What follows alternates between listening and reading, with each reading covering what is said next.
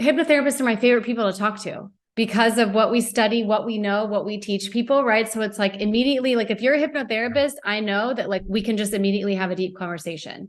We don't even have to like play in the fluff. We can just go. That's right. That's right. I know exactly what you're saying. So you've got NLP training as well, Yep. which Yeah. Yeah. Yeah. partners so beautifully with hypnotherapy. Oh, for sure. For sure. Yeah. I consider myself, I use, I consider myself more of an NLP practitioner than even a hypnotist. I use a lot of like kind of neurolinguistic programming principles along with a lot of coaching. I got a strategic coaching um, background as well. Like that's Tony Robbins' thing. So I use a lot of NLP in a coaching modality using hypnosis as well. That's kind of where I'm at now with it. So did you get into the Tony Robbins program for your own growth and expansion? And then it just kind of turned into something that you offer clients as well? A bit of both. I mean, Tony Robbins was really the start for me, like literally 30 years ago. I started a sales job and they had his personal power tapes and I was able to listen to those. And I took a semester off from college. I was in a tough spot. I was 50 pounds heavier. I was binge drinking, lost all the whole story. And I found the personal powers. I started listening to those. And then that was a crazy couple months because I started playing guitar, started doing martial arts, found out about hypnosis. And when I went back to college, the orientation, the first night, they had a hypnotist there. He was like age regressing people and like doing kind of hypnotic phenomena. And so, it started this school. It was a business school. So I got a degree in finance and investments, but I already knew I was already, on that path. Then I got certified in hypnosis and NLP, and then strategic coaching is the most recent one. Totally. And I offer mentorship. So I'm a Okay. hypnotherapist as well as a mentor and then I weave in the hypnosis For in my sure. mentorship. So I have Yeah. Perfect. Yeah. alternate sessions where we're actually working with the conscious mind, breaking down patterns. And then that Yeah. next week we come in with a hypnosis session to Cool. really Cool. amplify and activate the things that we did the week before. So Yeah. my That's clients perfect. have found like so much success. So I think when we partner hypnosis, and this is the really exciting part, is it's always happening, right? Most people think of it as like this thing over here and like, oh, I don't know about that. Don't want Right. to touch it. When I tell people, I'm like, you're in and out all Oh, day. I know that. I know that. Yeah. It's not this thing over here. You are Right. living it, right? For sure. And then I'm so proud to be part of the conversation, and I assume that you are too, of breaking that taboo down and Oh, yeah. explaining. When I explain to my clients what it actually is, they're like, oh, Yeah. Yep. Yep. because I knew that my studies would only be for therapy.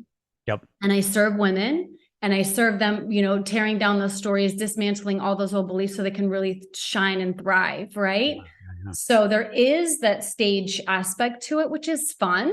Yeah. But when you use it therapeutically, which you do as well, Yeah. Yeah. right? Helping Definitely. people transform their body, build their business, all of Yep. that. I Oh, didn't even absolutely. know I know like exactly what that. you mean. Yeah. Yeah. Exactly. Definitely. Yeah. Exactly.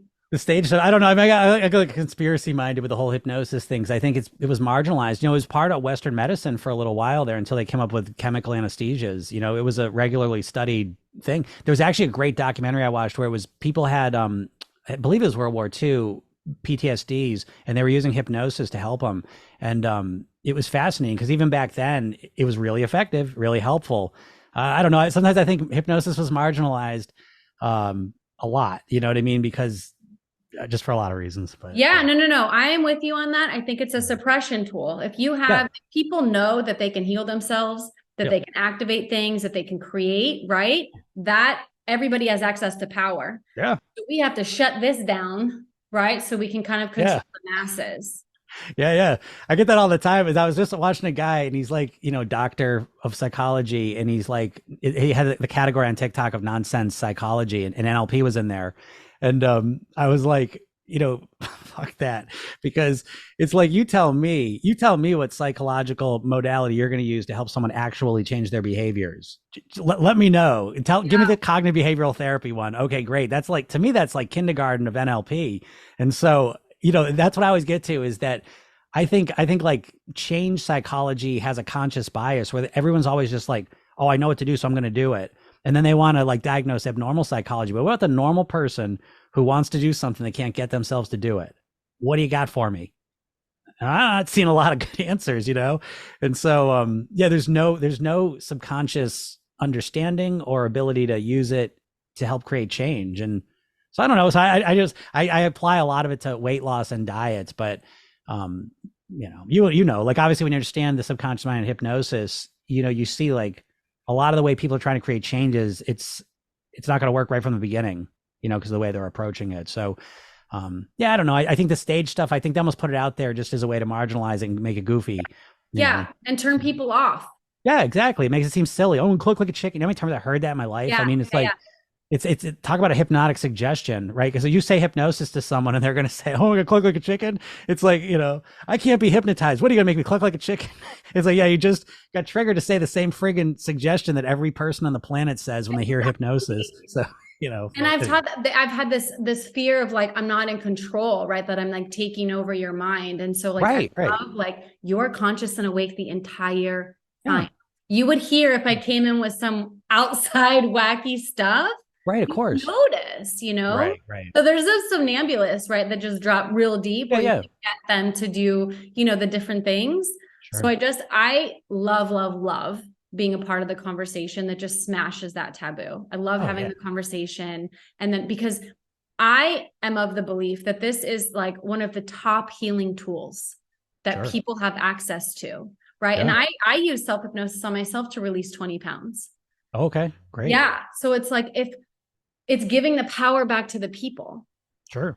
And it's like teaching them that like, I can guide you, right? But like, you have all the tools, you have all the resources. Yeah. And I even made a self-hypnosis script and guide that like walks a person through, that use the recorder on your iPhone. Yeah, sure. Record yourself. I walked them through a little induction, all that. Here's where you're going to add what you're wanting to, program for yourself. Listen every night as you drift off into sleep. Right. Giving people that power back. Like you have the power to change your life or change your beliefs or your thoughts, and not thinking that it's impossible or that you need someone else. Yeah. And Absolutely. It's like letting them know, like when you're watching TV, when you're driving, when you're listening to the video, I'm like, you are in a hypnotic state. Yeah, exactly. I always use that as an example because I hear what you're saying because like it's changing the conversation. Like everyone's always hypnotized pretty much throughout the day. We're built to be on autopilot, but TV and movies are the most obvious example of hypnosis because you're sitting there in a relaxed, calm state, but you're allowing those ideas to go into your mind and you're imagining them and you're vicariously experiencing them. So if you're watching sports on TV, you're literally releasing adrenaline in your body. And so you're allowing your imagination to be, it's just a hypnotic session basically. And you're allowing yourself to go with it. You're aware of what's going on in the room, but your attention's focused on the movie or the screen. And you're allowing yourself to imagine that scenario. You're not saying like, oh, that's just light on a screen. Oh, those are just actors. There's, what I mean? You're not always critically, analyzing everything. You're allowing yourself to imagine it and then getting the experiences that come from that imagination, which is what we're doing all day long. So I even like taking it a step further that, especially when people are struggling with something, it's always a hypnotic phenomenon in a sense because they consciously want to change it more than anything in the world. Right. So if everything was conscious, I'll just eat better and you just eat better. But they go to eat better and then next thing you know, some part of them compels them to eat the wrong food. Well, what part do you think that is? Do you know what I mean? It's like, and no one really looks at it that way. And so everyone has one tool, which is willpower. And they just keep trying to force, because it basically creates this feeling where you're fighting against your subconscious mind. And you can only do that for so long. Right. And so when you describe it, people are like, oh, yeah. But you're like, geez, how are you describing that before I just explained that to you? And you realize people have very little awareness of kind of the subconscious structure of what's going on. You're actively doing things that are keeping you stuck. You just don't realize it because they're kind of on autopilot, So it's like, when you brush your teeth or even use a computer mouse, I always use that as an example that it's like when you first use that computer mouse, that thing was all over the place. It was hard to figure out. Now you use a computer mouse and you don't even think about it at all. It's just an automated process. And so much of your life is just these automated processes that you've learned and now got in your subconscious mind are just running. That's where you want to focus your attention on, rather than saying, oh, I got to stop this process. No, you need to create a new process to override the old one. You're not going to do it consciously. That's how I think anyways. I create a visual for my clients just because I prefer visuals. So I have a whiteboard and I draw a visual and I'm like, it's a numbers game. Your willpower is about 10 to 12%. How long is that going to last you when you're looking at, 90%? You've got some associations down here, positive associations with those destructive habits. Right. You're only going to last a couple days, a week, maybe a month on willpower. I was like, you are never going to succeed. And then what happens is like, this is self-sabotage. And I give them this visual and I can just see these, like, they light up. And I was like, it was always going to fail. Right. But it was never you, because people will internalize, like, I failed. I set this goal. I didn't make it. Right. And then when I show them that, I was like, it was never going to work in the beginning. You didn't fail. Through hypnosis, right? We disengage with those old patternings. We positive association with like the eating healthy and exercise and all that, right? We close up shop. You go out into the world. You've got some new associations going on in the background, right? And like, there's where you're going to get success. Yeah. And I can just see their face, like, of dieting and battling and self-sabotage, all that. And when I show them that, it brings me so much joy, because you could see the release and the relief in them of like, okay, I wasn't doing anything wrong. You know, 1,000%. Yeah. Well, because everyone thinks it's a willpower game. And so they take that on as like a character trait, you know? And so if like they can't change it, they think, well, I'm a weak person or there's something wrong with me. And again, it's the paradigm. I always think the most valuable part of hypnosis is the paradigm of, you have a conscious mind and a subconscious mind, and understanding that paradigm. Like, that's what I find to be the most powerful part. It's just the concept of it, because then all of a sudden, when you want to do something and you're not doing it, you have a better explanation for it. You know what I mean? Because most core explanation people have is, oh, there's something wrong with me. I'm a weak person. And just like you said, they take that on as an identity. And instead of looking at it like, oh, I don't have that programming yet, you know? And so let me go to work on, because it's like, if you want to learn to play the piano, you have a natural intuition that you have to go and practice it, and you build up the skill and you develop it. And that's a natural way we would create change. But when it comes to changing like bad habits, people just use this willpower thing. We're going to stop the bad habit. Well, then you've created a vacuum. What are you going to do? There's no program for that, you know? And the other thing is that you never get rid of old wiring. You know, that wiring always stays. And so this is what, like we were just saying, when you rely on willpower, geez, you could be on a diet for a year, and all of a sudden you get off track and those old habits come right back like they never left, because they never left. You know, so if you focus that year on developing new habits that are going to run on autopilot, you've set yourself up for much more success than the idea that you're going to, again, consciously, because like you said, it's just anatomical too. It's prefrontal cortex is where your willpower is. And so it's only 10% of your brain, like you said, anatomically. And so most of us is subconscious and running on autopilot. And to think that you're going to consciously fight against that forever is, like you said, you're set up for failure, you know, with that paradigm. Start. Right. There's no chance. It's like, you can get rid of that guilt and shame, that internalization of like, I messed something up or I failed, you know, like that alone brings so much healing. So much healing, because I was like, you're compounding that shame and guilt for every diet that failed, every time you ate something when you said you shouldn't, you know. I was like, that is worse. Right? That compounding of the shame and guilt worsens, right, your success rate. So like just giving yourself this grace and this understanding of the cycle, it was like, you were never going to win. It was never going to, until we change those associations. And through hypnosis, and I'm sure the client success stories are so fulfilling and satisfying. And then I empower my clients to, like, you know, they hire me for a while, but it was like, here's the tools. Like, you can continue to do this. Like, once you understand how your mind works, what you need to do, that they continue to use the tools and skills that we built together out on their own forever. And then hopefully other people, you know? No, for sure. Again, understand the conscious, subconscious mind, like, and understand how they operate differently, you know? So the conscious mind is logical, rational. It understands why you should do whatever and tries to get you to do it with willpower. But your subconscious mind runs completely different. You know, it's very, like you said, it's very associative.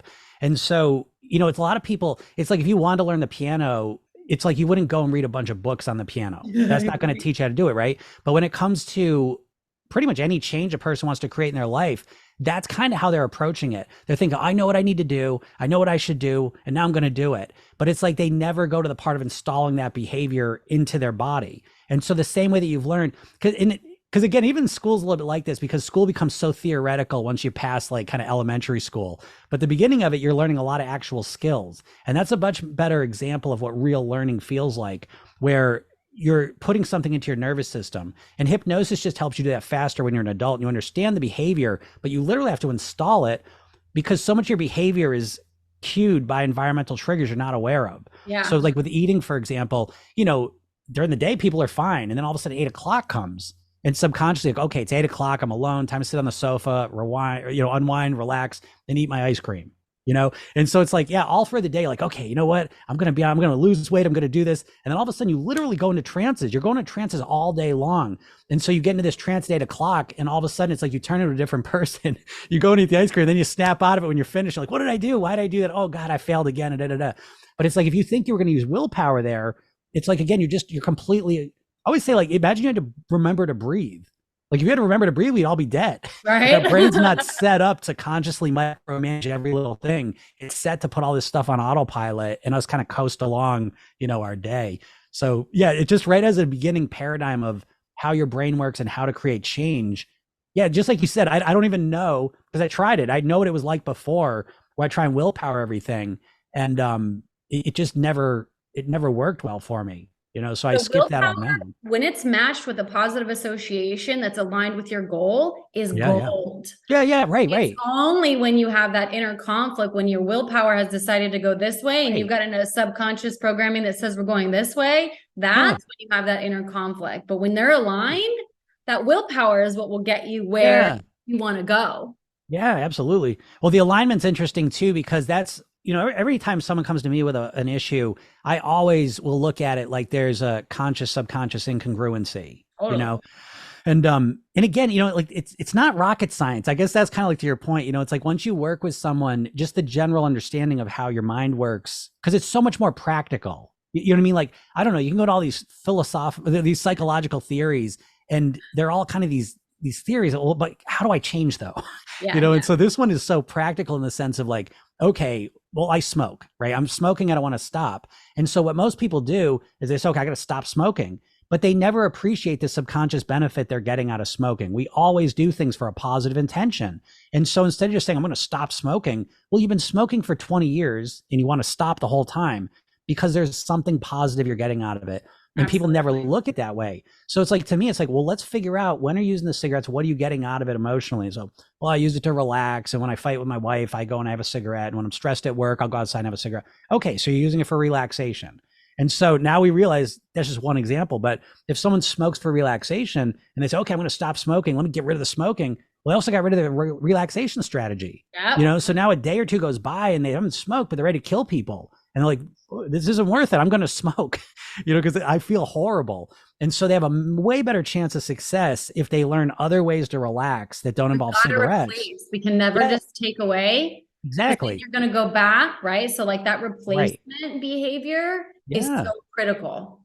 Right. Exactly. And it's like, so again, to put it in a different way, a lot of times when people want to change a bad habit, what they're doing is they're giving themselves less choices. They're saying, I'm going to get rid of the one relaxation strategy I can rely on and get rid of that so I can get healthier. And so I would rather give them a better way to relax that didn't involve cigarettes. Now they're way more likely to choose that. I'm not saying there's still not some work to be done sometimes with the smoking, but it's a way more comfortable path, because I think people are always using things for an emotional reason. That's the subconscious association piece. And once you recognize it, you can recognize the positive intention behind it. And then you can ask the question, what's a better way I can accomplish that without smoking, without eating, without doing whatever the negative behavior is? And it just changes the entire process. It's not you fighting against yourself. It becomes, again, that congruency, because the person smoking doesn't want to smoke. The problem is they're getting something positive out of it and they don't know how to get it in a not negative way. And once they do, that same idea transfers to food. All of the clients that I have worked on with changing eating behaviors and exercise motivation and weight loss and all that, I was like, those are symptoms. Exactly. Yeah. Like, so, we observe those, but really, right, that food is giving you comfort, safety, protection, and it was like, that's where we can go to do the real healing. And then I explained to them, you heal that, your symptoms fade, right? So it's not, if we just look at it, it's very surface level to look at like, okay, I eat at night. And if we just approach it from that way, like I am laser focused on what's the root, because that will give you sustainable, right, healing. So your clients, you're eating, sometimes, a lot of times, if there's weight, there's some kind of protection, right? That too. Right? Or the comfort and the safety or the boredom, and like, so it's like we heal that in hypnosis. the symptomatic problems that are creating, the weight Yeah. heal themselves naturally. Yeah, exactly. And it's like no one thinks of it that way. I mean, I say that stuff all the time. My specialty is weight loss. And it's like, you say like you weigh what you want subconsciously. Oh, Yeah, I right. love And I know. that. Yeah. And it's like it changes the whole paradigm because, and not only that, but it makes them feel more powerful because you take your power back, because that other idea that I'm trying to change everything and I can't do it, it makes you feel powerless, But what if they but say, like, I don't want this? yeah. I don't want to weigh this. Yeah, yeah. Well, that's what becomes interesting because it's just like you said, a lot of times, especially like a woman will have the weight to protect themselves from men. You know what I mean? Like that, I hear that so much. And there's a lot of different subconscious reasons. So, one thing is the conscious mind is very logical and rational, and the subconscious mind is not. It is No. not logical and rational. And It's it just doesn't associative. discern. This is what I tell Yeah, my clients. I'm like, it doesn't care. I yeah, likened it to the recording on your iPhone. I was like, your iPhone will never tell you that what you're recording is trash. It won't tell right, you that it's beautiful. It will right. record whatever. There's Yeah. no discernment happening. Yeah, there's no discernment. That's exactly right. It just associates. I always use like the Pavlov's dog thing, because people are like, oh, well, they're dogs. Well, you can do the exact same experiment with humans. You Yeah. could just do the exact same thing. And so it doesn't make any sense that you would salivate when a bell rings, but you're still going to salivate when the bell rings. And that's the part like where a lot of people, they can't understand that part, that the part that's really running their habitual thoughts, feelings, and behaviors is just linking things together that don't have to make any sense. Because in reality, their behaviors don't make sense. And so if you don't understand the subconscious mind, you're just stuck wondering, what the hell is wrong with me? How come I can't change? Why? And that is the conversation that most people are running in their head. It's a problem-oriented mindset. And this is the hypnosis, because we're all our own best or worst hypnotists, because we're all up in our head talking to ourselves 24 hours a day. And usually I work with a lot of very smart people, perfectionists, successful professionally, and they're overthinkers. I was an overthinker. And so we have this supercomputer, but we're running a garbage program of problem-oriented thinking. What's wrong with me? How come I can't stick with a plan? Why can't I do this? Why do I keep failing? And we keep asking those questions and we keep answering them with shit that doesn't help us. Right. And it just keeps running around our minds. So again, becoming solution-oriented is an aspect of becoming hypnotic because your subconscious mind doesn't understand negatives. Important thing to know. Again, I always say, like, don't think about a banana. Don't think about a banana. And what people do with their logical mind is they can understand, why do I keep doing this? And logically, they think they're going to get to this cognitive breakthrough is going to change everything. But what they don't realize is they spent the last 30 years hypnotizing themselves with programming of problems and failure. And so as soon as you start asking, how can I stick to a plan? How can I eat better? How do I want to feel? Like all of a sudden you may say, well, I want to feel confident. Well, feeling confident and I don't want to feel tired and I don't want to feel like a failure anymore. So to someone on a conscious level, I don't want to feel like a failure anymore is the same thing as I want to feel confident. But subconsciously, those feel completely different because you have to make sense. That's just a verbal anchor and you have to make sense of that word. That's why when I say banana, you imagine a yellow fruit in your mind because you're making sense of what the word means. So if I say, I don't want to be a failure anymore, you're imagining what failure means. You're thinking about, I always use problem-oriented thinking. I think of like a solar system. The problem's like the sun, and all your thoughts, feelings, and memories and emotions are all circling that problem. I don't want to be a failure anymore. And it puts you in a failure state. You're remembering all the times you're a failure. Remember what the feeling of failure is. You're asking those questions. And so on a logical level, people say, what's the difference? You're just doing semantics. Well, semantics, your subconscious mind is extremely literal. So semantics are really important. Yeah. So instead of saying, why am I a failure? It becomes, or I don't want to be a failure. It becomes, I want to be a confident, successful, strong person. Well, that's a completely different subconscious mindset you've just created just by using those words. And it connects you to it's just the same thing, solar system, but now that's a solution at the middle of it. And so now the thoughts, feelings, and memories start revolving around that. And that's the program we're constantly doing. We're either reflecting on the problem and reinforcing them, or we're focusing on the solution and reinforcing those. And again, it's not like once you understand the basic paradigm of the conscious subconscious mind, that's obvious almost. Well, you still have to catch it, but like the power of focus comes in because we create with our focus and intention. And if you find, I'm sure with your clients, most people are repetitively focused on what they do not want. And if you understand, right, universal rules and the creative energy and all that, you literally are creating more of Right. what you don't want. So if you're focused on the weight, if you're focused on your bad habits, if you're inviting more, more, more, more, more. So it literally takes a shift in focus, what you just described about checking out of this reality, focusing on, I'm a confident person. Right. That's a whole different, right? And it's like, then so we can start attracting from that point of attraction, Right. different opportunities, thoughts, experiences, all that, that's going to complement that new focus. So I have found that, and this is, tell me if this is your experience as well. I have found that 90% of the work I do with clients is identity work. We Oh literally, yeah. because I was a past drinker, I was a past smoker, I've had a weight problem, like all of that.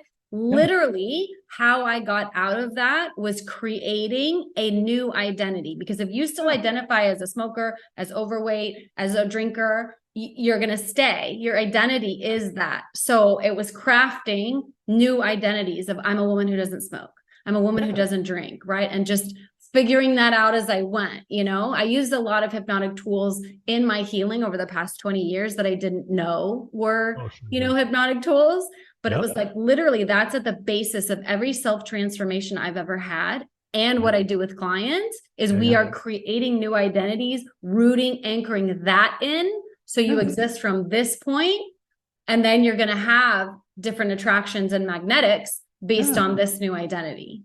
No, that's like my program. I program yourself ends my weight loss program, but the very first part is motivation, because you need motivation to make everything work. But the next part is literally the real work starts with the self image. It's exactly like you said, and so and it takes a leap of faith almost, because again, people are so logical and conscious, they want to figure it all out. But what they don't realize is they're constantly thinking about it from the identity of what they don't want, being overweight. I'll just stick with overweight because I work with that so much.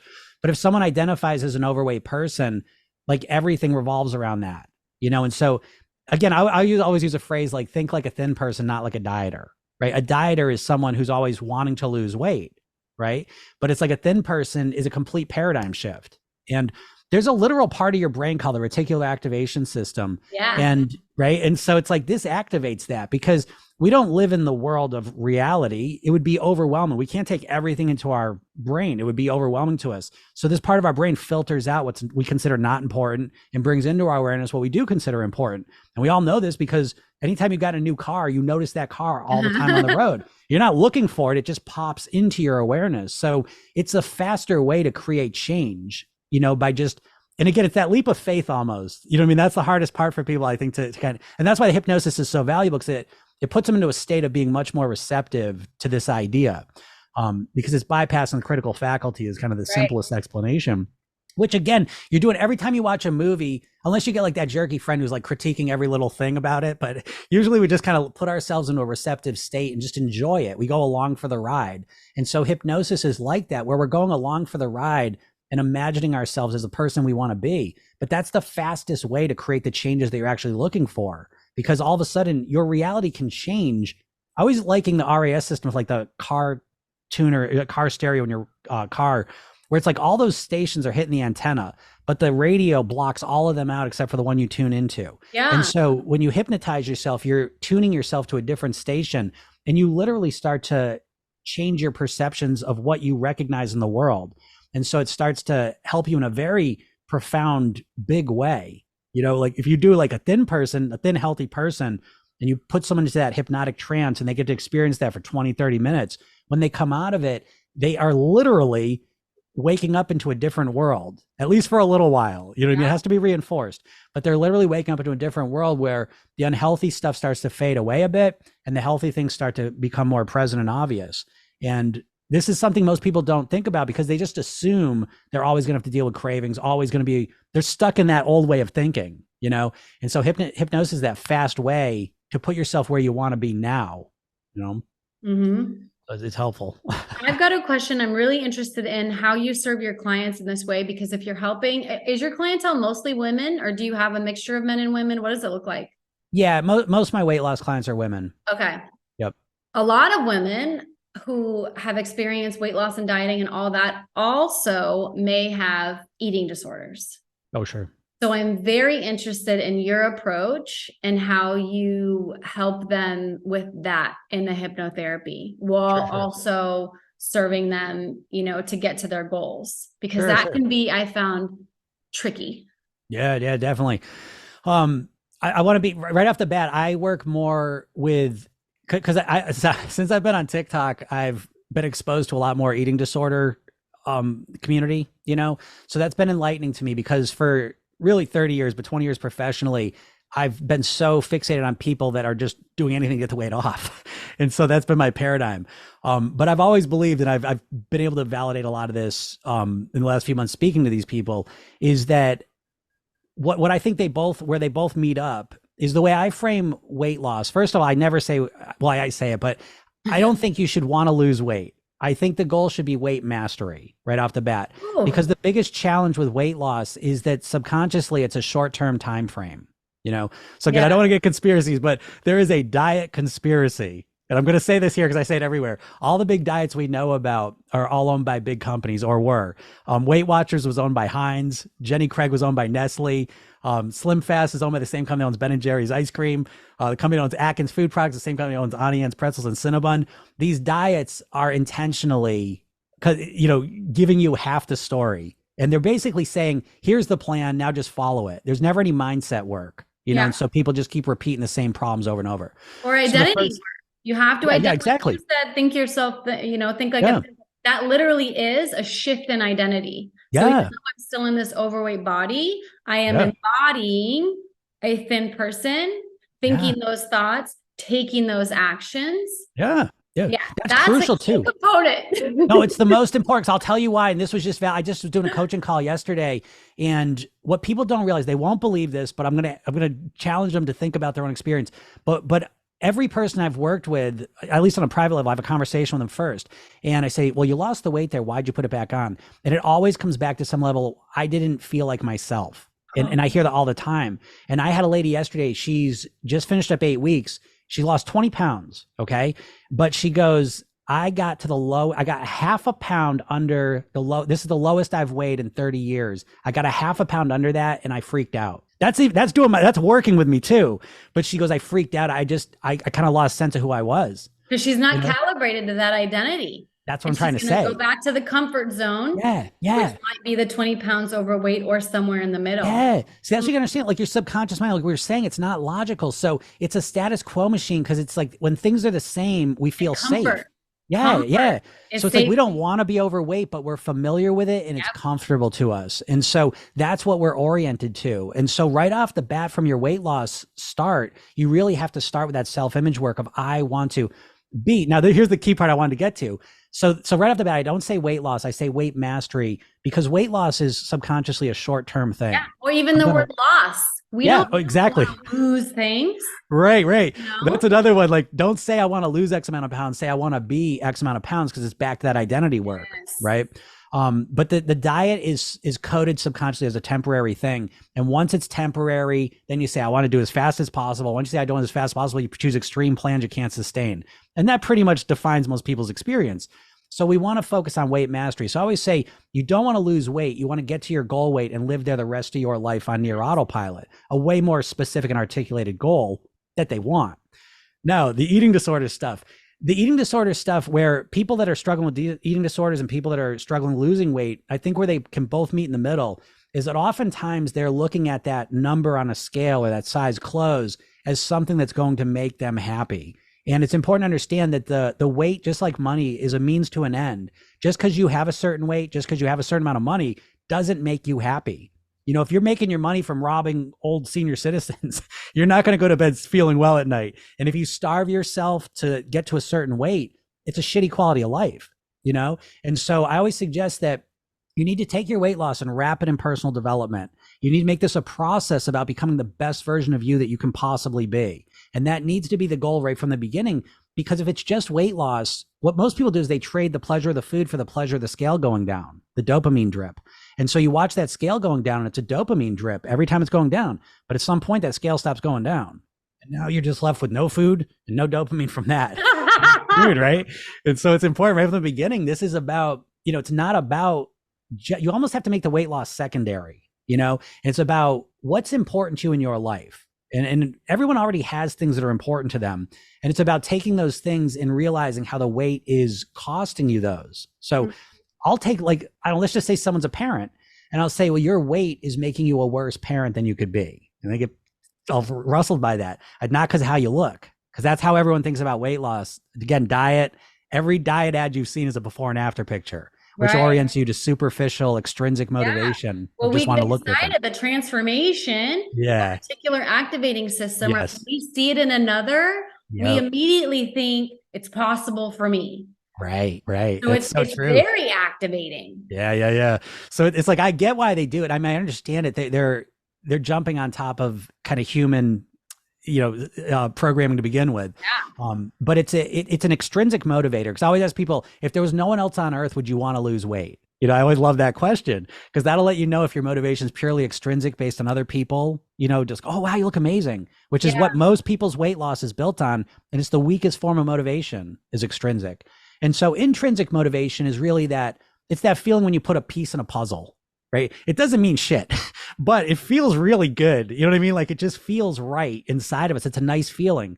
So we want to orient to that, like being a good parent, being a good partner, being a good, son or daughter, whatever is important as a role in your life is a good place to start, because you're really motivated to be that. And so we want to look at this process of how you can be a better version of that person that you want to be. And not because you look different, but because you feel different, because you're eating differently, you're living differently, and all that. So it's a reorientation in that way. And it takes a little bit of work sometimes, but once you do it, it's way stickier, because the motivation to look better, that it comes and goes. Right. And people with eating disorders, what I always say to them is, I say, once we start talking about personal development, I say, is this a process where the lower the weight goes, you feel better and better? And what I'm hearing is no. It's usually a form of self-punishment, and it's usually, generated by a lot of negative emotions. And it's this idea that, well, if I get to a certain weight, everything's going to be amazing, So I always tell the eating disorder, because, I'll tell you one thing on TikTok. So I do Program Yourself Thin is the name of my program. So again, realizing that thin can be such a trigger word for some people. Clearly, right? And I've come face to face with that. But my definition of thin is you living at your goal weight, and your goal weight is the weight that makes you the healthiest, the happiest, and gives you the best quality of life. So that definition, it makes people with eating disorders think about things a little more robustly, because a lot of times they're going there because they think getting to a certain weight is going to mean everything's amazing. Yeah. And and so the water fast to get to the lowest weight, it's not sustainable. Not at all. Racked with anxiety and tension and all this negative emotions. And so again, I try to orient people I really work to orient them towards positive emotions that they want to feel beyond just looking good. One of the things I do that I find, right, because I'm just root oriented. So I also will go deep with them on the weight that they're carrying. What have you made it mean about you being in this body, right? Most of the time, I would say 100% of the clients I have ever worked with, their self-worth is lower than ideal. Oh, sure. So when you talk about, right, if you're carrying this extra weight, or you have this body, or you look this way, right? And there's a lot of triggering moments, right? Taking a shower, getting naked, sex, trying on clothes is really triggering for women, right? So I'll ask them, what have you made that mean? Because this is a very neutral experience. It has no meaning. Right. Except the meaning that you've placed on it. So when you put your clothes on and they're a little bit tight, that's neutral. You've got clothes that are sewn a little smaller than your body size, very neutral experience. What have you, as this powerful creator, what meaning have you decided to project and place on this? 99% of the time, it's I'm a piece of shit, or I'm worthless, or I'm lovable, or no one's going to love me, or, that kind of stuff. And it was like, that's what we work on. Oh, for sure. The genes and the body, that will heal itself. That's the goal that we need to go to. Oh, that's so true. I'll give you an example too. Like I'll internalize this and give you a metaphor of how I work with a lot of people. And this is kind of based on transactional analysis of, we have these different ego states. So one of them is a child. We were all been a child. And so literally there's a part of your brain, because they've done this through, they've done epileptic surgeries where they're triggered different parts of people's brains electronically or electrically. And what'll happen is they'll have dual experiences. They'll recognize, because they don't put them to sleep, your brain doesn't have any nerves in it. So you can poke the brain and the person can be awake. And so they're aware they're in a surgery operating room, and they will poke different parts of their brains, and they'll have like a dual memory, but the memory will feel like as if they're experiencing it right now. So we have these ego states that are within us. We remember what it's like to be a child. This is why we regress people when you're in hypnosis, and they can literally, I've done this to myself, and I talk like a child. It was so weird. I've seen people, they write like a child. So literally you can go regress back to being a child. So that part's in you. You also have a parent voice. If you had a parent, it's that voice. And if you were raised by whoever you were raised by, it's that voice. And there's a critical version of that. It's the person who disciplined us. And so a lot of times what happens with people when they want to create a change is they have this childlike part that wants to create the change. I want to start eating better. I want to be healthier. I want to lose weight. I want to do something good, something new. And they'll go to make that change. And even before they make it, that critical voice will say, this isn't going to work. It's never going to work. You shouldn't do this. You're going to fail just like you always do. And it's very, very critical. And then never mind, once we make a mistake, forget about it, right? I told you that. And this little child is just like a child, and they can't stand up to it. So a lot of what I do with people, the work-wise, and this is the TA stuff, the transactional analysis, is creating an adult voice. Because to be honest, a lot of us didn't have like a really healthy adult voice growing up. And so it's just empty. There's nothing there. It's a vacuum. And so the adult voice becomes that encouraging, supportive voice, for while you're looking to create change. And so I feel like this happens to a lot of people because, and even with weight loss, they tend to start their weight loss off by some spontaneous pain-based motivation. Mm-hmm. They step on the scale, see a picture of themselves. Yeah. Yep. The clothes, like you said, the clothes are tight, right? They go to the doctors, someone says something to them, and they get so upset that they say, I got to do something about this. And of course, in that state, it's a very hypnotic state. They're not rational. And so they choose the extreme diet, the fast result, but it's all pain-based. And so our brain doesn't like pain. Our brain's a pleasure-seeking mechanism. So even if they get on it for a couple days or weeks, even if they start getting results and the pain starts going down, the motivation goes down. But usually it's not a good plan because our brain wants pleasure. That's why the food's a problem in the first place. It's pleasurable. So anyway, so a lot of the work I do is developing that adult voice. Some people say it's like my voice in their head. It might be yours. When you're speaking, it becomes a positive voice in their head for the first time ever. Like I can hear you in my head. Yeah. That's exactly it, because we become, kind of a surrogate adult voice. I'll call it the coach voice, but it's like they realize. And I'll have him do this. I like one guy, I always remember this one, but Jimmy Stewart was the voice we model after someone positive. And so for him growing up, that was a very fatherly figure that we liked like that. But it's like you realize, holy shit, I got no positive voice in my head. Well, how are you going to succeed? Do you know what I mean? Like when you think about that, because it's like that's one of the biggest things I work on. It's really everyone too, but especially women, where there's such a critical voice. You know what I mean? In their heads. Oh, God. And, it's tough because there's we live in such a crazy environment where we're constantly interfacing with perfection, genetic perfection, because again, by the time you see someone on an ad, they're genetic outliers to begin with. And then on top of that, they might've had plastic surgery. And then on top of that, they might've photoshopped them, you know what I mean? And then they're shot in a perfect light, all the rest of it. Yeah. And like so 1% of humans actually look like the people that we Right. like And then around, do you see anyone that looks like that? That's what I mean. Yeah. Exactly. And so, and even if you did, again, that's what I try and bring it back to. And again, my eating disorder conversations go to that, where it's like, if you put yourself out there as I got to be this tiny weight because that's what makes me valuable, you're broadcasting that to the world too. And you're going to attract those people that think that's valuable into your life. It's a very unhealthy cycle. And so when you point that out, and you try and put people, and I say try, knowingly saying that, that implies failure because it's a challenge. I mean, it takes a lot of, in some ways, hypnosis is really like for phobias, you can use a hypnosis. It changes things instantly for good. Weight stuff it's more of a practice. That's my feeling. Oh, and I can it's certainly long change term. I tell clients, this is not a couple of sessions. You be with me for 3 to 6 months, and we. Yeah. I've worked with some people for years. It's like learning a language. It really is. I don't know. So again, I don't like to. And that, but that's back to the idea of like hypnosis. There's certain things about hypnosis that make it goofy. It's stage hypnosis is one of them. Yeah. And this idea, people out there saying like, I'm going to snap my fingers, you're gonna be a different person.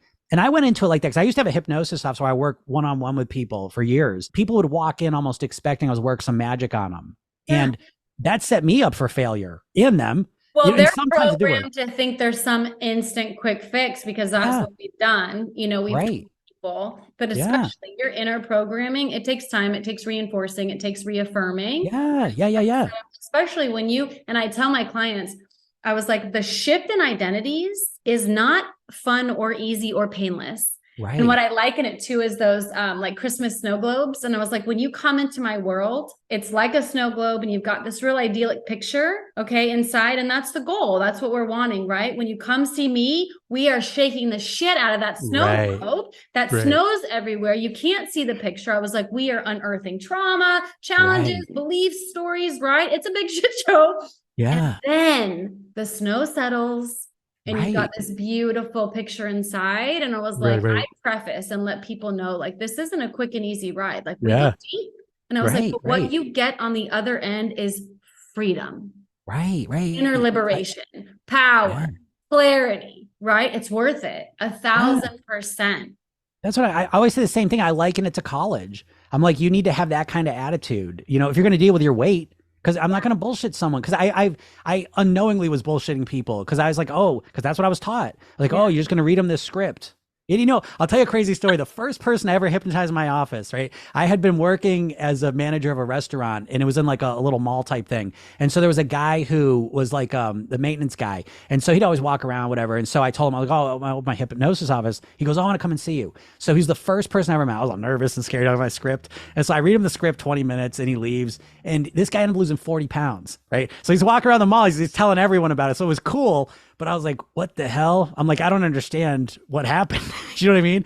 And so, you know, I went on and it was like, well, some people it would work for and some people it wouldn't. And I was like, oh, well, I can't build a career on this. And so that really honestly kind of set me up on the path I'm on now, where when I work with people, you know, program yourself thin, it's an initial 8-week commitment. You know what I mean? Like, it's 8 weeks and it's an intense program. I mean, there's a 60 recorded program, or they work with you privately one-on-one? It's both. So like I teach them, I come up with a process called self-hypnotic programming. So that's a self-hypnotic programming technique they use at night. It takes about a minute, where they program themselves, because they're going to have to do that forever. I still use that. Yeah. Then there's a 60-page workbook where I take them through a mindset, lifestyle, and eating blueprint that's customized to them.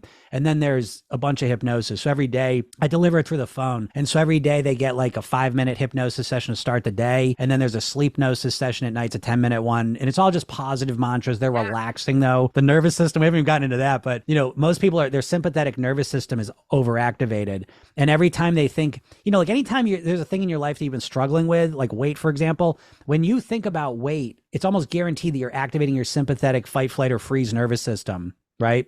And what, you know, something interesting I just realized about this, is I've been reading a lot about evolution lately, but one of the fascinating things about, I've never put this together, is when you activate your sympathetic nervous system, the blood goes from your brain down to your body, right? Because your muscles need to fight, flight, or freeze. You don't need to be thinking critically in that state. You just need to react.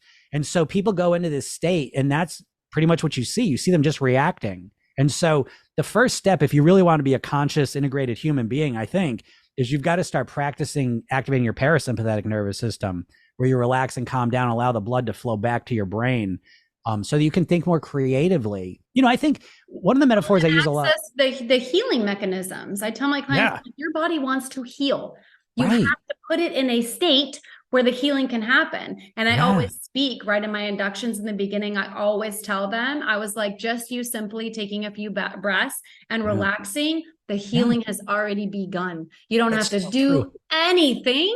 You've gotten yourself into that state, right? And I really amplify that your body is working on a cellular level to heal your emotions, your thoughts, your issues, you know? Oh, it's so true. Most people don't even know how to relax. No, and I was just going to say that, because like I was just, even when I had hypnosis, I was like, oh, okay, what am I doing? Sometimes it works, sometimes it doesn't. And I just felt very like unsure. And so I remember asking the question, well, what is something I guarantee that I can, every person that walks through the doors, what's something I can guarantee and I can relax them? Yes. And that was the foundational piece. And then I realized that, just like you said, I was like, wow. And I was like that, because when I was 19 when I said all that stuff happened, and I was like, I was so tense, and I was shocked to find out how tense I was. And I talk about, like, I'll talk about sometimes like the habits that help me. And one of them is breathing. And people say, oh, I think I know how to breathe. No, you don't. You don't know how to breathe properly, almost guaranteed. And part of it's because there's so much tension in our bodies. Did you hear the study that we actually release excess weight or whatever through the breath? Yeah, it's the primary way you release. That's the actual vehicle which we, it's nuts, right? I know no one thinks. Yeah, it's crazy. And then the primary way we're over in eating and drinking and everything is we're in a sympathetic, we're just You know what I mean? Like we're always in this constant tweaked up state because the society does that. You know, we're not really in life or death situations anymore, but we have so much media that's always taking advantage of that. And it's always triggering us to be in these very, you know, tense states. And we spend our whole lives like this, constantly being tweaked up. And so just letting go and relaxing. That's why I do the 5-minute sessions in the morning. It's to start their day off relaxed, which that alone, people are like, holy shit. You know what I mean? Like that alone is just And profound. do you set the focus for the day? Yeah. Every day there's like the positive weight mantras. You know, there's a quote. It's a whole thing because that's the other piece of it too. You know, I'll go to a conspiracy that I always think like our society, you know, we always have different political and you know, religious things, all things that separate us. But the one thing we all are is consumers. And I think that we live in a society where, you know, gratitude's kept to a minimum. And what drives consumerism? You never have enough. Right? You never feel like you have enough. And they keep us tweaked up because it keeps us in the, oh, I just need more. Oh, that's better. It's always something better. And we never just kind of like, you know what I mean? Just ground ourselves, become present. And gratitude is one of my key habits that I work on, always working on developing it. But so the hypnosis helps do that because just again, it's that physiological, it's like meditation. Hypnosis and meditation, brain science wise, look very similar. You're doing different things within them, but that state and then getting positive suggestions. I always suggest that to people that like look around. Where are you getting positive, encouraging suggestions for you to be happy, healthy, grateful, content? You know what I mean? Like where? I'm like, where are you getting that from? Because everything's tweaking us up to make us feel it's all active. It's like what they say in the news. If it bleeds, it leads. Everything's like that because that stuff grabs our attention. You know, you have to recognize that and you have to pull away from it and find some space within your day you have to program yourself. I think, I mean, I do it. So I'm not saying anything I don't do. No, and I teach my clients and my listeners and my followers always be really selective and mindful about what you expose yourself to. Don't think that you're like unaffectable. Like you're literally in a trance. Right. Always under the influence of something. And if you're not in charge, somebody else is. And they don't give a shit what they're putting in your mind, right? Of course, right. I really, really like want to empower people with like get selective about what you're watching, especially in the nighttime, especially in the morning, right? You're naturally in those hypnotic states. And then at various times a day. So cut out some things and add some things. And just by doing that, you can radically change the trajectory of your life. Yeah. I always say that like every every commercial you see is a hypnosis session. Yes. You know, they're looking to elicit an emotion and then attach their product to it, you know? And, you know, I don't like to say this because I don't like to sound. You ever watch them and you're like, oh, that was a good one. All the time. Yeah. That's why I think about diets in general. Because of our training. Yeah. But we're still influenceable. We're not. Oh, absolutely. Right. Yeah. I think we definitely have a higher level of awareness. I can catch things. Sure. But I'll catch myself like, oh, I just got in a trance there. You know? Well, to that point, right? So I haven't had like commercial TV in 20 years because I realized this. And people say, oh, that doesn't affect me. Well, it affects me.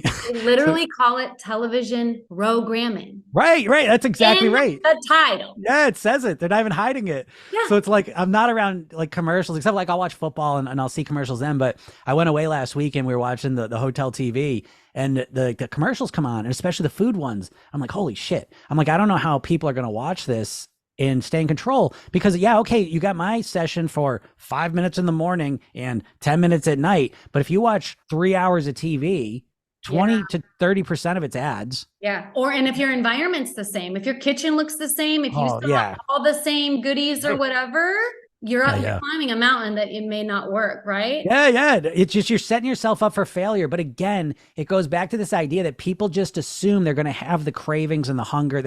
Again, this goes back to the medical establishment where we have a medical establishment that's built around treating the symptom. Right. Like you were saying, like you like going deeper. I do the same. Like everything, someone comes to me, it's always the presenting problem. Right. That's not the problem. Right. It's like there's a deeper thing. Yeah. It's always, tell me if you don't agree, it's always 100% of the time a self-worth issue. Whether it's a belief or like that, I have found if we scrape everything back, it's I'm not worthy. Yeah. Because they've been going like we always joke like the hypnotist is the solution of last resort. No one starts with the hypnotist. I know. Right? Yeah. So they've been spending everything and then go. Yeah. I ask this all the time. I do TikTok lives all the time. I'm like, how long have you all been trying to lose weight? 10, 20, 30, 40 years. So that's 40 years of what's wrong with me? How come I don't do this? And it's And they have so self-worth. much evidence built up that it Yes. doesn't work. Yeah. It's Yeah. literally too, like, I think people don't think of like their mind. That this is like an intuitively, people think of thoughts as like non-physical. They think of willpower as a non-physical thing. And it's important to understand that all of this stuff is physical. And even the thoughts are just neural connections. Yes. And so you're constantly, it's literally hypnosis. It's literally going to the gym of self-worthlessness and building up those muscles. Like, it's like that solar system thing I'm saying. What's wrong with me? How come I can't do this? When's the last time I tried to lose weight? Oh, I did that. Oh, and then I failed. And then it's like they're constantly hypnotizing themselves to feel like this powerless person who's stuck. And, once you do explain that to them, they tend to be like, they agree with it, but then they go back into trance too, because it does take a consistent, it's like if you try to learn to, I'll give you this example too. I like to use as to explain conscious versus subconscious knowledge. It's like, how to write. You can write with your hand, right? But it's like, you don't know how to write with the other hand though. Why not? You know how to write. So why can't you write with the other hand? Right? Because it's a subconscious program that you programmed into your other hand. It's not conscious knowledge that allows you to do it.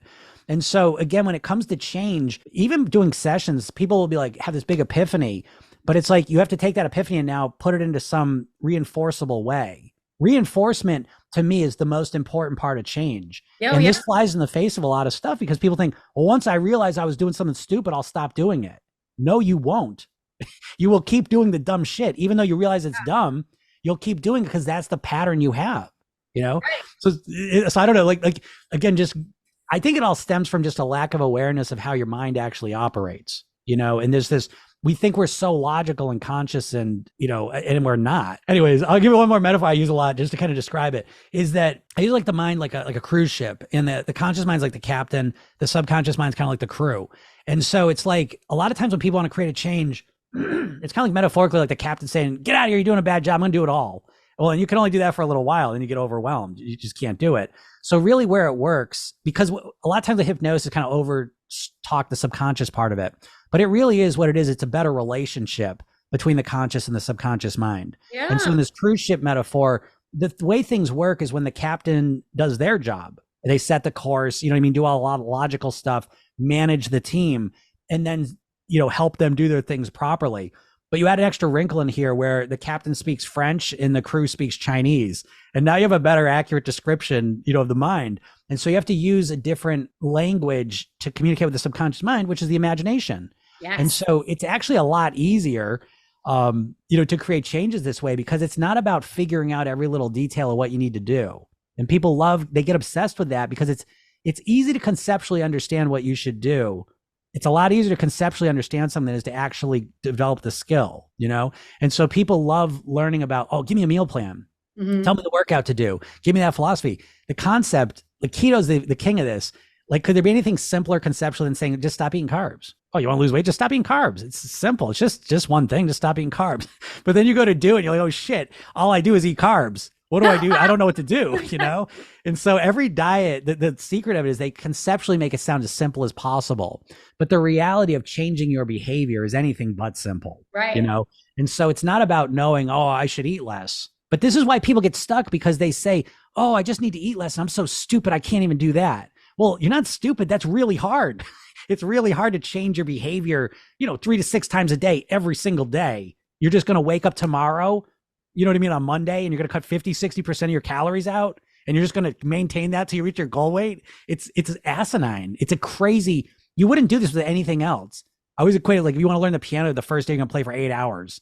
You know what I mean? Like, it's that kind of thing. Well, the second day your fingers are cramped if you can't even move. So you're not going to be able to keep it up. So people overcorrect a lot of time when they want to change a behavior. And I like to undercorrect and just let's take this on strategically, because people set themselves up for failure and they expect that they're going to like get these crazy results because they're going to make a decision.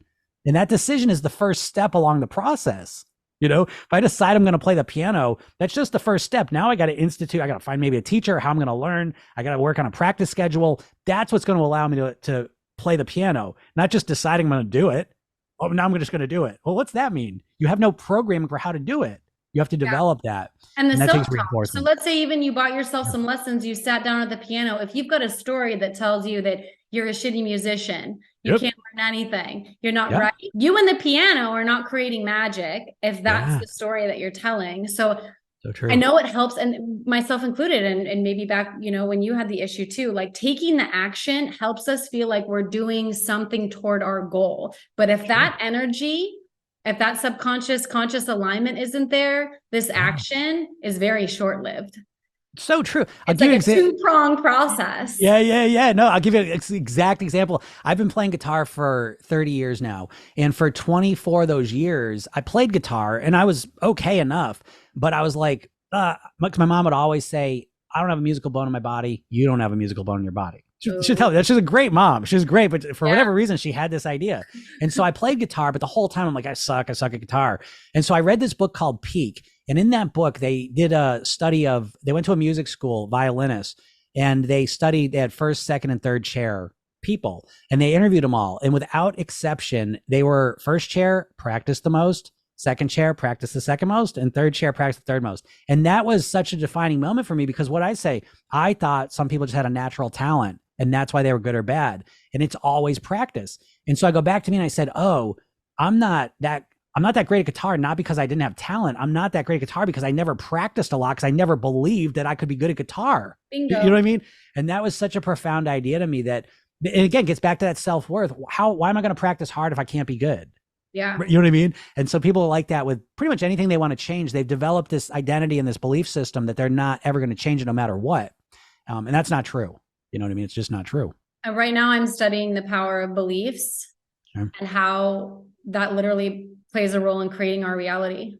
Like we literally are experiencing our belief systems out in the 3D world, and then through hypnosis and through programming, we literally can shift beliefs. Like I feel like we hit on some like really deep stuff that like almost like hidden information, like secret information, right? Because if you know this and access this and you understand it, how you work as a human, how the mind works, how you can use the programming and how it creates your reality, you are unlimited. Absolutely. In your creation and your self-transformation. Right. That's empowerment to its fullest extent. And you know what? It's free. Yeah, for sure. I mean, the knowledge and the teachers and all that like comes, right? But it's like actually the process costs no money. Yeah. No, it's so true. Has been kept from us. Yeah. I mean, it's been in little pockets, right? And I think once you get turned on to it, via whatever vessel from the universe, like I feel like we have like just hit the jackpot. Oh, I think that all the time. It's like a miracle. Yeah. Yes! I think of it like a miracle. I really do. But I want to add one thing to it though. And I think that it goes back to the idea of like hypnosis. It's like, it's not a cure-all. Well, it is a cure-all. Like it is a cure-all, but it's not a cure-all in the way people think. Because I think a lot of times people think, and I think I blame like law of attractions on this, and I like law of attraction, but I think a lot of things are overstated. And so I do think that like, yes, you can be anything you want, but you probably can't be that thing instantly. Like you can be, like you can connect to it, but you're not going to become that thing externally instantly. Like if you want to lose weight, you'll start thinking like a thin person, all that, but you're not just going to be a thin person's tomorrow externally, but internally you can be that person. And get so I like to make that in the feeling without the physical manifestation to like reaffirm. Yeah. Just be like, let you be in the thinness, not needing mirror or clothes, right? To be your evidence. That is power in itself. If I can access, right? Because I want to lose the weight and look in the mirror because I want to feel this way. Right. I can feel this way. Right. And nothing has changed. No. That gives me all my power back. Not the jeans, not the mirror, right? Yeah. You hit the nail on the head. Yeah, for sure. I always say my approach is like an inside out approach to weight loss, which is crucial because a lot of people do the outside in. And even if they lose the weight, they still feel weird. They don't feel the things they thought they were going to feel. It's not a cure-all. If it was, people would lose the weight and never put it back on. You know what I mean? So what's going on inside of you is the prime driver of what your experience is going to be. But to your point as well, I like the orientation of I feel like a great guitar player now when I just work on shifting chords and that's all I do. Just a simple thing.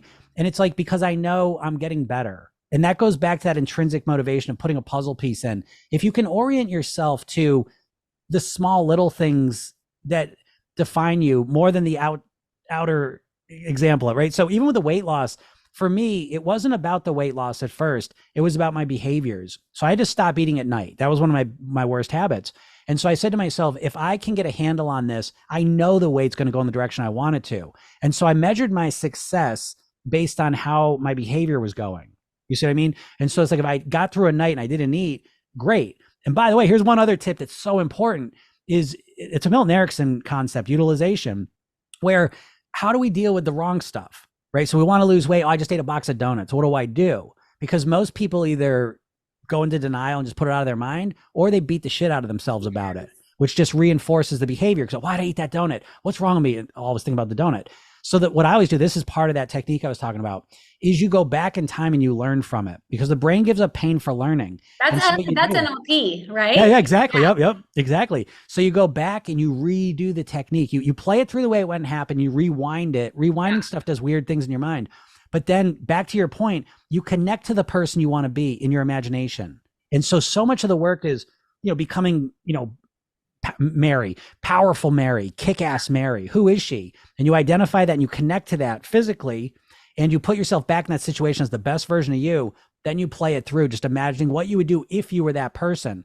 And that process is so amazing, because it gets to the point where it doesn't matter if you did good or bad, because you're always learning. You're either winning or learning. And when you put yourself up that way, it sets you up, because any path you're going to take, there's going to be setbacks. There's going to be discouragements, because we all have a negativity bias. We're wired for negativity evolutionarily. It's more important to remember where the lion was than where the beautiful flower is. So that's why, look at TikTok, right? I can make a video, it'll get 100 comments that are wonderful. One comment's negative. That's the one I'm thinking about, right? And that's just how it is. There's no avoiding that. And so when we want to create change, you have to understand that it's like you're going to notice the negative stuff. And that's not even taking into account all the negative programming you put in your head, but you're going to notice the negative stuff more than the positive stuff. And so you have to prepare yourself for how you're going to deal with that. And be intentional with your focus. Oh yeah, absolutely. Really, like I encourage all my clients, I have a celebratory list. Every day I am writing down and celebrating my micro wins, because that trains my focus. So when something little challenging over here happens, it doesn't stand a chance, because I have really built up all of the wins I've had throughout the day. It's a training. It's a mind training and focus. Right. That's so great. When you go back with the NLP technique, with the moment that didn't go right, I have found in my personal practice with my clients, when we do that, we extract the wisdom, which you're talking about, like, what did I learn? When we do that, this memory now has no charge. Right. It can't continue to hold us back or give us shame or guilt. Right? Because we've extracted the wisdom, the memory is free to leave and fade, and it was like, so the healing that happens when we do that technique is just enormous. Yeah, that's such a profound thing, because we never really learn how to deal with mistakes or screw ups in any positive way. People always say like you're not scared of the stove that you're going to burn yourself, because you touched it and you learned, oh, if it's hot, then I'll burn myself. And so you gain that wisdom, and now you're not scared of it. You let it, like you said, you let it go. And so often when people make mistakes, what do? Again, they just either beat themselves up, or they ignore it. And again. Right? Over and over. It was like, it happened once. Right. You've successfully beaten yourself up at least 1,000 times. Right. That's what I mean. And it's like what you were saying, like the micro, really orienting yourself. 'Cause I always say, like, all big accomplishments are the accumulation of small accomplishments. And so you have to orient yourself to the small accomplishments and the small wins, which people just don't want to do, because they're thinking extrinsically, the big, I want to show off for other people. You know what I mean? And so if you can orient yourself to the piece of the puzzle in, like those little wins, they're easy to stack up. That's the funny part. It's easy. You know what I mean? But we can't create like instant change just instantly. So there's an aspect of patience, I think, that needs to be embedded, certainly with weight loss. I'm always working on that, because impatience is one of the biggest saboteurs of anything, because we get so impatient, we just rush the whole thing. And so, again, that's part of being grounded. The hypnosis kind of centers you. It helps you think more clearly, and you start appreciating the little things, instead of like some big ultimate goal, which is just, because I told you, this lady, she lost 20 pounds and she goes, yeah, but I don't know, like, it's not exactly where I want to be. I said, you've lost 20 pounds in 2 months. I go, what did you want? She goes, I was thinking I was going to lose 40 pounds one more month. She goes, in 3 months, I was expecting to lose 40 pounds. And she got COVID. So she got a little sick or whatever. But again, our dopamine is like a super salesman. So we can imagine anything. And marketing kind of contributes to this. Yeah. So a lot of times when we think like, oh, I want to make more money, it's like, I want to be a millionaire by the end of the week. And so we set the thing up here so much so that like, oh, we'll only make $20,000. Oh, that's not enough. We can feel less than in any situation.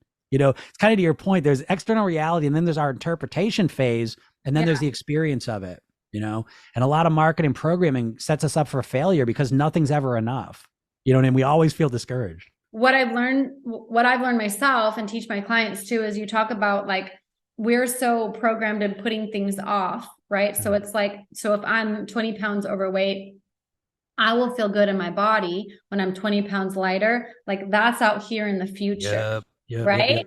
Yep. So it's like, there's this space between I can't be lovable or I can't be worth until here, right? And it's like, so teaching people that really what you're seeking is self-love. I feel like when I'm 20 pounds lighter, I'll really love myself and be excited for life. The fact that I have the ability to access that now is revolutionary. And then when I choose to access it now, or when I do this with my clients, you're literally shown everything that's preventing you from, right? It's not the genes, it's not the 20 pounds, right? It's a story from childhood. It's what my mom said. It's my, I was dumped over here. It was right. And it was like, we can heal that. And then you're free in the moment to give yourself what you've continuously been putting off and projecting onto your future body. And then ironically, you do this work here, feel good now, and don't require anything externally to change. You be in your dream body like this.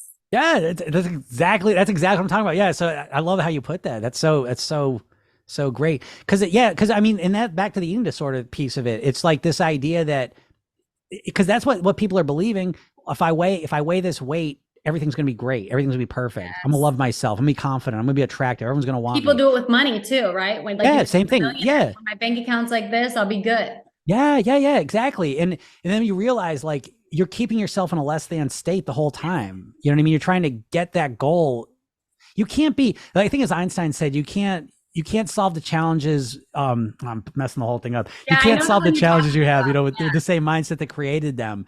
And so everything's mindset driven. And again, I don't know, it's a hard pill for people to swallow a lot of times because they're so externally oriented.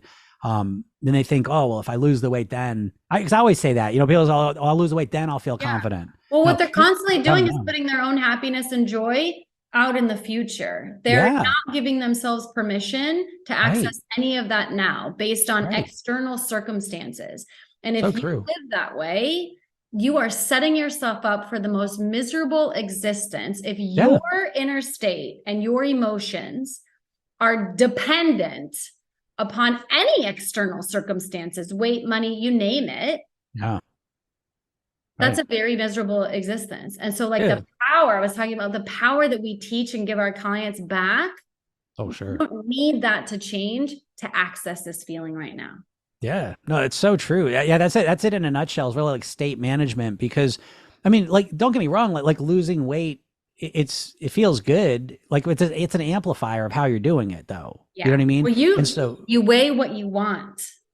Yeah, right. That's a triggering statement, so be careful with that one. Yeah. People get pissed about that sometimes, but it's so true, because it's like you do weigh what you want. You always do what you want. I love that, because again, it gives you the power back. But it also makes you look at, like, if I'm not physically weighing what I want, what's in the way? And then I can start to get to work. Like, what's preventing me from really being?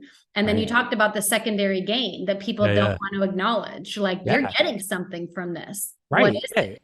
Yeah, that's exactly it. And again, it goes down because it doesn't have to make logical sense. And I think that's what people have to get over. You know what I mean? There's no logic in the subconscious. Yeah, exactly. You just associate it together at some point. You know what I mean? Now you just do it forever. And so it's like there's a logical, there's a subconscious sense, logic to it, but it's not the logical, rational thing we're used to thinking about. It's Pavlovian. Again, it's just a linking up, but it's still creating the effect. And people have a hard time understanding that, because They look at the dog. Oh, that would never happen. Well, we've done the same experiments with people, and we're the same way. We just link shit together. This is why if you look at your behaviors, that's another one. People they don't recognize the pattern based behavior that they exhibit. They always think, they always think like, oh, so like, well, you got to eat more structured. Oh God, I can't structure my eating. I want to eat what I want to eat. You zoom out. What do you think? You're making a different meal for breakfast every day, a different meal for lunch every day? You're not. You're eating the same stuff over and over.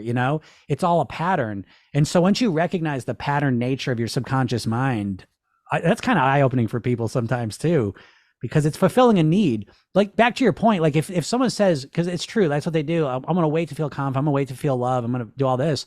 Well, then they feel like shit. And so they feel like shit. And once they feel like shit, their mind says, well, let's eat a donut. It's going to feel better. And their part says, yeah, but we want to lose weight. We'll lose weight at some point. And they're always thinking about the future. And they'll say, well, I'll just start tomorrow and we'll still lose weight. And if they're being honest, feeling like shit is very, very comfortable. Yeah, exactly. It's very comfortable. That's right. It feels very familiar. Yep. And this is why people in abusive relationships stay in them. And again, you say, well, what's wrong with them? Why do they do that? And it's like, I look at it and I'm like, well, because that's what they know. Yep. They probably had a whole history of that feels familiar. It feels like a home. You have to bring in something new and we have to familiarize this. Yeah. Reaffirming for them to even have an option. Right. Exactly. Something different. It's so true. I want to honor your time. Yeah. So it's been an hour and 20. Do you have to jump off? I got a few more minutes if you want to keep going. Yeah. I had one more thing. And I made only a couple notes. I knew we would bounce off each other. Sure. So I know desire plays a huge role. So that's outside of willpower, right? Sure. The desire is what pulls us forward. Yeah. And so it's like that can motivate us to make change. So if we can get someone to stop focusing on what's wrong, my weight, my clothes, my whatever, get them through hypnotherapy, get them now rooted into a new identity, thinking thin, right? Feeling thin. And then there's like this magnetic pull of like my desire. People will use it like a wedding. I got a wedding coming up or I'm a bride or whatever, right? And they'll use that vision as the bride. And it's like that vision, the desire to weigh a certain amount in the dress or whatever is that pull, which helps them stay aligned with the behaviors. Sure. So I found like we have to desire, especially when somebody wants to change something. And I teach this to my clients. If your desire factor is still in staying where you're at, if that's more than the desire to be this new person, it's not going to work, even with hypnotherapy. Yep. So I have found that like they have to be hungry and have like a desire to change for any tool, hypnosis and anything to work. Do you find that to be? Yeah. Well, that's what I was saying. Like in my program, the blueprints, the mindset piece is where we always start. And the very first section is motivation, back to your point, because you need to create leverage on yourself and always do that through pain and pleasure. And so what I always say, like with weight loss specifically, the weight comes down a pound at a time. And what happens is if you talk to someone who's overweight, they know they're in pain, but it's a chronic pain. It's like a backpack that's got a lot of bricks in it. And so they're like, oh, I hate this weight. But you need to turn it into an acute pain, like getting poked in the side with a knife, because then you respond, right? It's back to your point of desire, right? And so that's literally the first 20 pages of the workbook is really getting clear on the utilizing pain and pleasure strategically.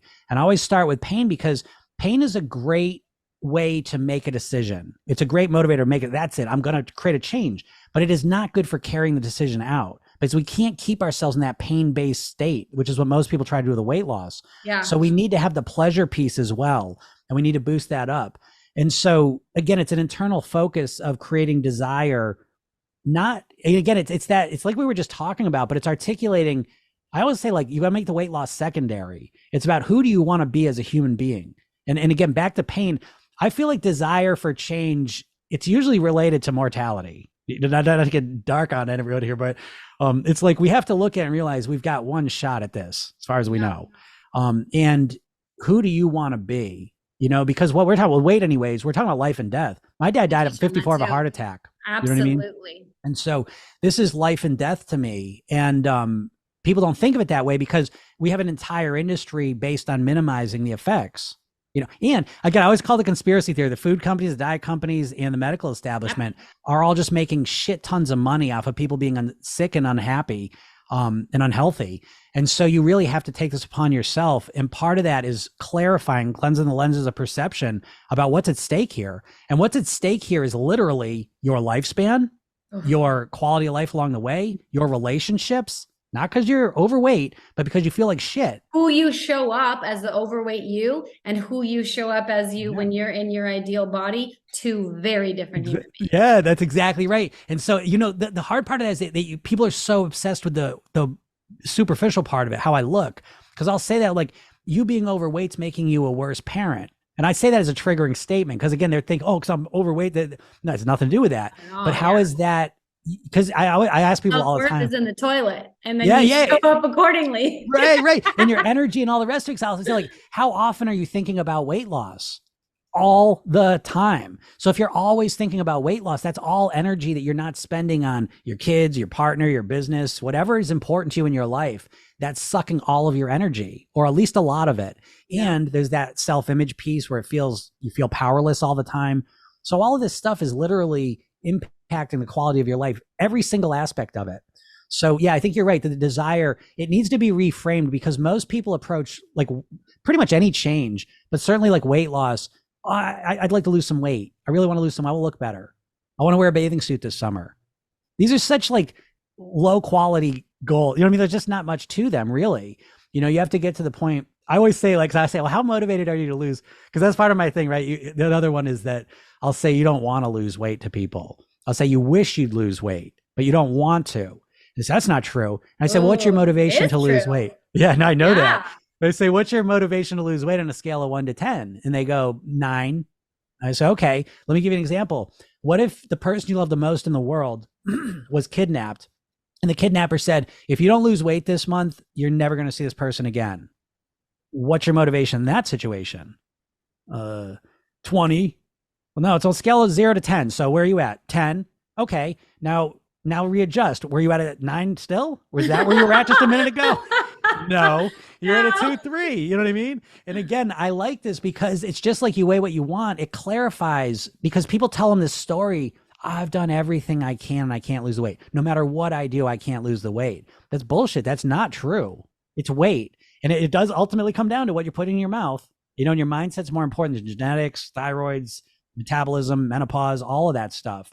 I'm not saying there's not some acceptance there. There are physical realities, but the majority of it is up in your head and you're not motivated. You wish you'd wake up tomorrow and lose weight, but you don't actually want to. You're not committed to actually making this real. Yes. So you have to recognize that or else you're telling yourself a story. Well, I'm trying 100%. I 1000% want to lose weight and I can't. That's bullshit. That's not true. You have to stop lying to yourself or you're not going to be able to fix the problem. Yeah. I tell my potential clients, like, don't invest in this.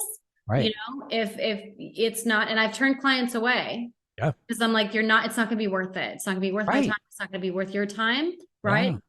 Connect with me back when you're really on fire for this, because if you don't have that, it doesn't matter what I, give you.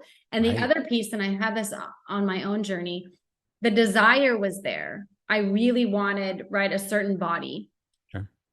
The desire is one piece, and then the possibility factor is another. And I'm sure women bump up against, because when you have years of evidence that tell you otherwise, you can have all the desire in the world to be in a certain body, and you literally have zero belief that it's possible for you. So you just said that women are like, oh, I tried everything, right? So it's like the desire may be there, but if the possibility is low, they have to begin to believe that what they want is possible for them. And then if you can spark that, if you can get that just a little flame, then we have something to work with. Then we can grow that. And then you're on fire for like, I'm doing it. This body is mine, right? Right. If there isn't any possibility, and there just needs to be some healing work, because everything is possible. Yeah, of course, of course. There's also strategic aspects to it too. And this is something like law of attraction. I think it serves people wrong in one way, because it's always like, if I just imagine myself as the person I want to be, that's going to fix everything. And I don't believe that, because I think that's part of it. And I think it's helpful for motivation, but certainly with weight loss, a lot of it just comes down to the strategies you have available. And so it's like, if you don't know how to eat right, if you don't, so I would say, like, I have a pyramid of weight mastery, and the bottom part's mindset. That's the most important part.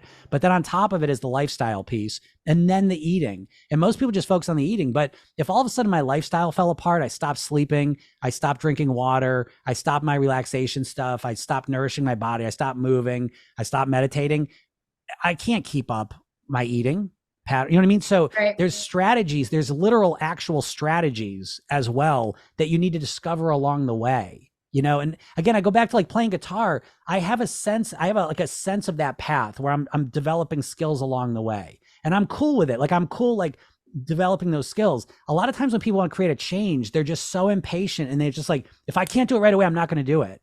And it's like, you got to let that go, because that belief, again, coupled with the negativity bias, it just makes it almost impossible. So I think there is a respect for the process and the journey of mastery. That's why I always talk about weight mastery. I love that. Yeah. This is a long game. This is not exactly quick and easy. Yeah. This is a long game, but the tools that you learn working with a hypnotherapist, like my clients are equipped with tools they can use forever. So is yours. Like you don't unlearn this stuff, right? And if you continue to build on it, you can reach a level of personal mastery. Oh, for sure. And the hypnosis. Oh, go ahead. I was going to ask about the program. Is there a option to work with you alongside the program? Are you in there? How does that work? Yeah. So the program I have is Program Yourself Thin, and it's got a couple components to it. So the first thing, like I said, is the Program Yourself Thin technique. That's that 1 minute, 2 minute technique you use at night to program your mind. The weight mastery blueprints, again, it's a 60-page workbook. You go and you fill that out, because you have to customize it to you as well. Yeah. That's another diet thing where we're in this mindset of like, someone that you've never met before is going to give you an eating plan you're going to follow forever. It's like someone giving you like here, this is the music you're going to listen to forever. Here, wear this type of clothes. It's so weird, but I know people are desperate. So you go through that and you come up with your own blueprints that fit you like a glove. Good. And then there's the hypnosis sessions. Again, ultimately there's 100 hypnosis sessions. So you really get, I call it pre-recorded, the 100? Yeah, that's all pre-recorded. And then every Tuesday, Thursday, we have group calls. So I literally work with you, because that's a huge part. And I truly believe this. You have got to work with someone outside of yourself if you're really serious.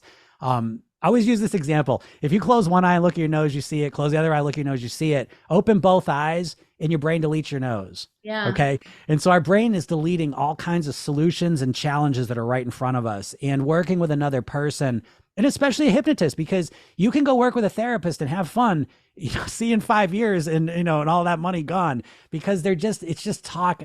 And I think the hypnosis and NLP approach, it's like, it doesn't always work exactly the way we want to, but the focus is always, let's change you. You know what I mean? Let's get you from here to there now. Let's work on changing you now. And so often with a therapy, it's just this long approach. It's like, what are we doing? And so I always think like with hypnosis, you're really getting real tools that you can practice and use right now to change. And then working with someone, they can, again, this when you're working with clients, like I can see it a mile away. Like the thing that they're so flummoxed by, it's like I can see it's partly experience, and it's partly just literally just perspective. You know what I mean? Just being able to see their thing from a different angle. And you're like, it's this. And that's what I get. Literally all my coaching calls are like, oh, like it's so much of that. Right. And it's because it's right there. It's like that nose on their face that they weren't able to see. And then you point it out and like, oh, and then I bet they intuitively knew that. So when you hit on it, it wasn't outside the ballpark, right? It was within the realm of like, okay, I kind of underneath, and they just need that third party like confirmation. Yes. It's so true. So it's like, working with another person, I have found, because I've been doing this for 20 years, and I've done like pre-recorded programs on their own. I've done private coaching exclusively. And this is a new version of it where it's really combined it. And this has been the best one. I just did the first 8-week run of it, and the results were really, really good. So it's a great way. Again, it's like a weight loss cocoon. In addition, I always think of it as like weight loss college. I mean, because there's a lot of stuff you have to learn. A lot of people are literally lacking the strategies, you know what I mean? The approaches, as well. So it's not just mindset, like you think differently. You've got to put new strategies in place. You know what I mean, as well. So it's a combo of those two, but the mindset work always, is the foundation of all of that change, in my opinion. So, yeah. Well, Jim, thank you so much for your time on this. Yeah, you're welcome. Friday. Yeah. That's awesome. Yeah, it's been a great conversation. Yeah. You really know your stuff.